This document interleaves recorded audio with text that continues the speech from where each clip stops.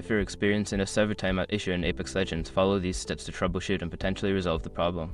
Step 1. Check server status. Visit the official Apex Legends Twitter account or website to check if there are any ongoing server issues or maintenance. If the servers are down, you will need to wait until they are back online. Step 2. Restart your game. Close Apex Legends completely and restart it. This can help refresh the connection to the servers and may resolve temporary glitches causing the timeout. Step 3. Restart your router.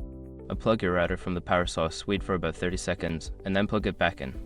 This can help reset your internet connection and improve stability. Step 4. Change your network settings. If you're using Wi-Fi, consider switching to a wired connection for better stability. Additionally, you can try changing your DNS settings to a public DNS like Google DNS 8.8, 8.8 and 8.8, 4.4 to improve connectivity. Step 5. Reinstall the game. If none of the previous steps work, uninstall Apex Legends and then reinstall it. This can fix any corrupted files that may be causing the server timeout issue.